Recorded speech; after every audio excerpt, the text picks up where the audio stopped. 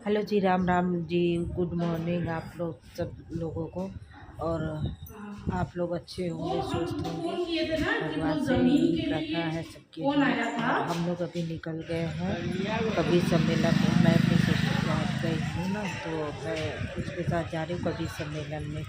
तो हमारी जो बहन है छोटी, हमसे 2 साल छोटी है बस, तो वो कवि सम्मेलन में मतलब पाठ वगैरह लेती है।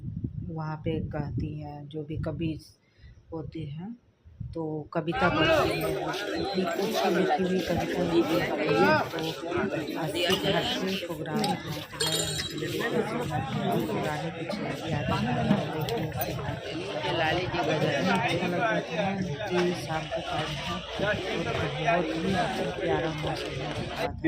मैं अखलाक भाई से अनुरोध करूंगा कि आए और नवल भाई को माल्यार्पण करें। आदरणीय गिरीश जी से मैं अनुरोध करूंगा कि गौतम अरोड़ा तरस जी को माल्यार्पण करें। मैं गंभीर जी से, आदरणीय गणेश प्रसाद गंभीर जी से अनुरोध करूंगा कि वो भी आए आजकल तो और अशोक अज्ञान जी को माल्यार्पण करें। ये पहले बहुत मैं सोच रहा हूँ कि अपने युवा साथियों के स्वागत के लिए किसी चिर युवा को खोज लूँ, लेकिन चिर युवा तो इस देश में एक ही हुआ, स्वामी विवेकानंद, दूसरा कोई हो नहीं पाया। तो मैं क्या करूं, बड़ी दुविधा है। तो मैं ये मान ले रहा हूं कि हमारे जितने रचनाकार अभी हैं जिन्होंने स्वागत किया, आ रहा है, लाइव कर रखी थी ना। मैं आदरणीय गिरीश जी से अनुरोध करूंगा कि सितेश जी हमारे अतिथि रचनाकार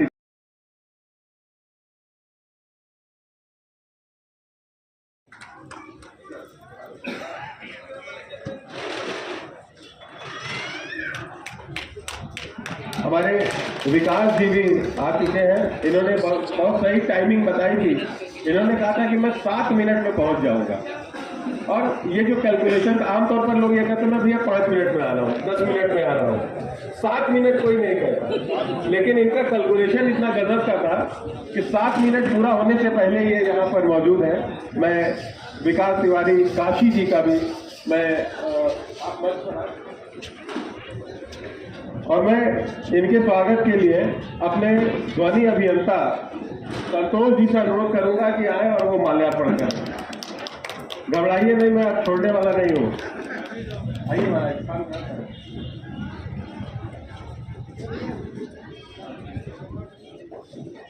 और अब मैं मंच हवाले करता हूँ आदरणीय नवल जी से, आपका संचालन और आज का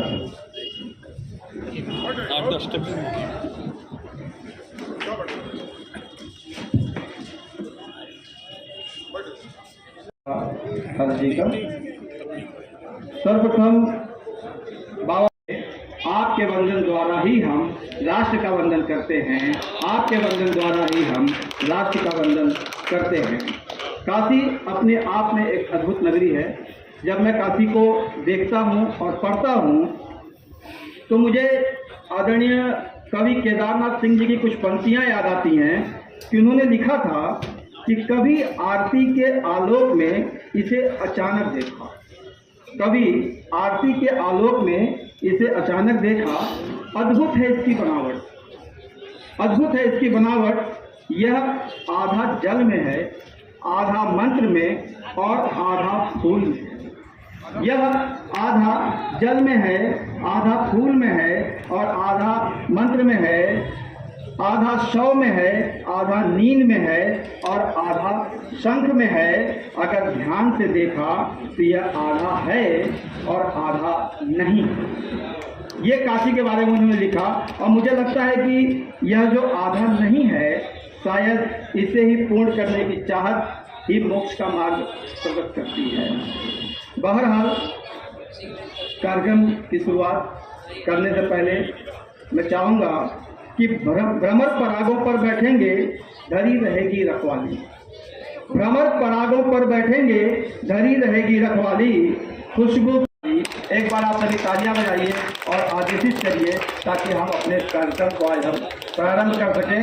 हमारा आज का कार्यक्रम, मैं चाहता हूं कि हमारे लिए रायबरेली में रेलवे में कार्यरत हैं और सबसे पहले मैं आपको काव्य पाठ के लिए सादर आमंत्रित करना चाहता हूं 2 पंक्तियों के साथ कि आप अभी युवा कवि हैं, नया लिख रहे हैं, अच्छा लिख रहे हैं, तो मैं आपके लिए कहना चाहता हूँ कि जब हौसला बना लिया ऊंची उड़ान का, जब हौसला बना लिया ऊंची उड़ान का, फिर देखना फिजूल है कर आसमान का। आदरणीय डॉक्टर हितेश कुमार जी। हासिल करना है मंदिर, तो इधर उधर भटकने का जरूरत नहीं है। ये सब्जी छोड़ दी, ये सब्जी मिठाई थी ना।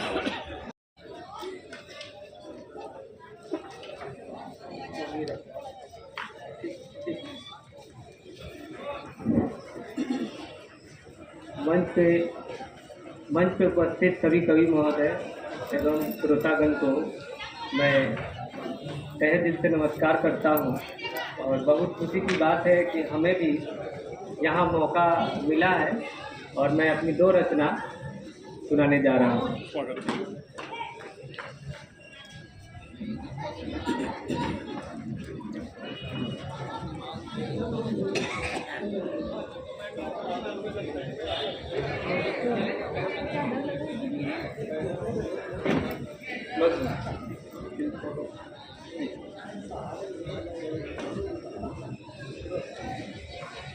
शीर्षक है मैं जन्म लूँगा।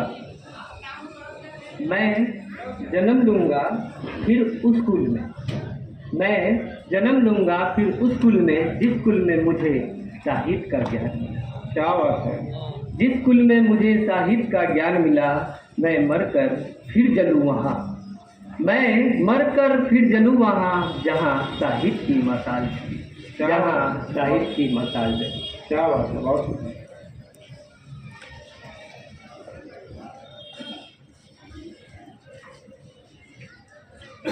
अगली कविता है जक्सन।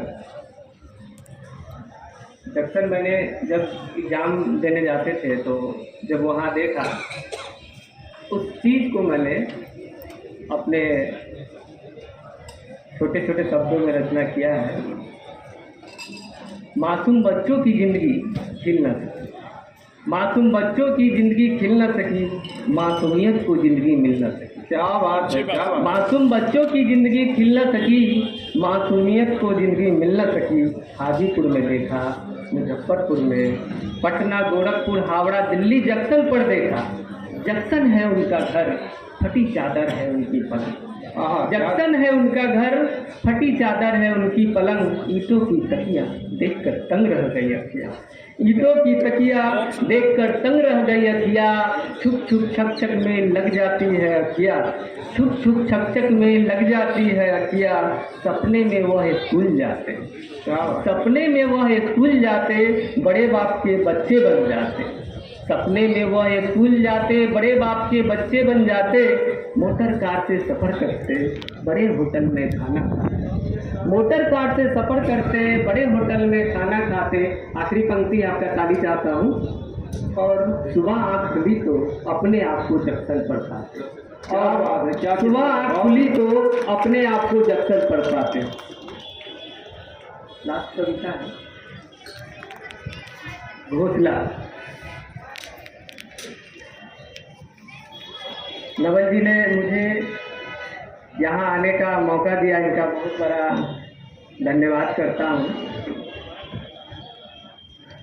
इस दुनिया में जब हम लोग हवा को देखते हैं तो किसी ने कहा कि हवा को अपने आज़ादी पर बहुत घमंड है। दूसरी तरफ मैंने उन्हें दिखाया कि देखिए, किसी ने हवा को बैलून में भरकर बेच दिया है, तो उसकी तो आज़ादी और घमंड दोनों खत्म हो गई।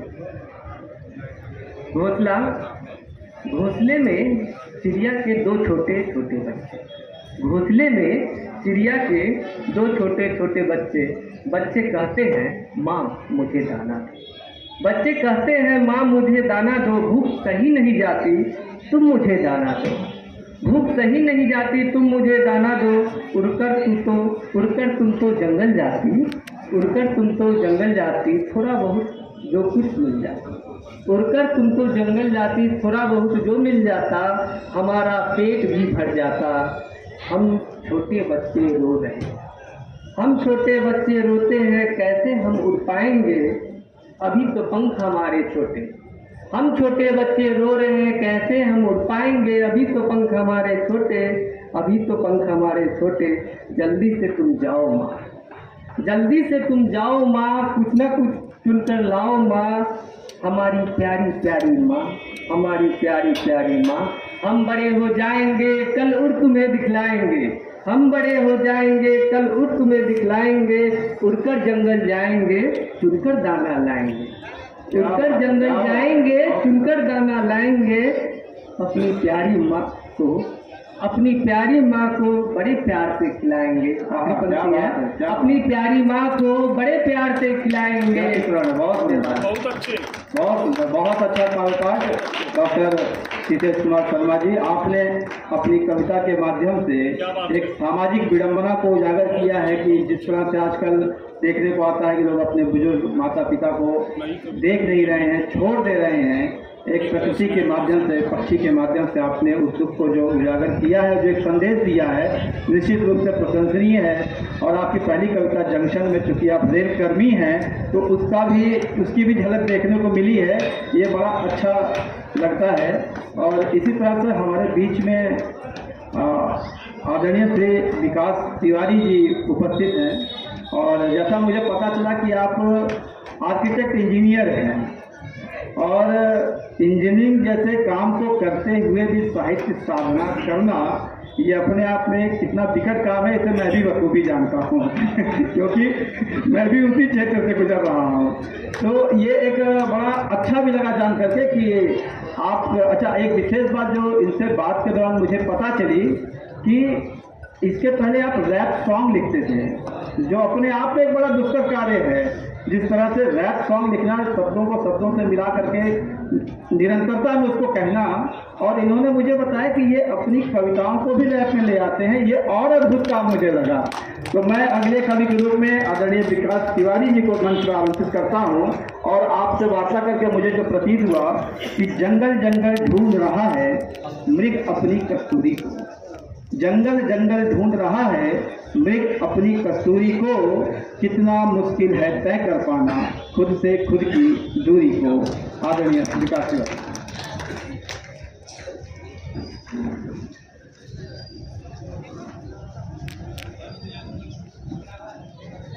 सबसे पहले तो मैं धन्यवाद देना चाहता हूँ इस मंच का जिसने मुझे यहाँ आमंत्रित किया, और उस व्यक्ति का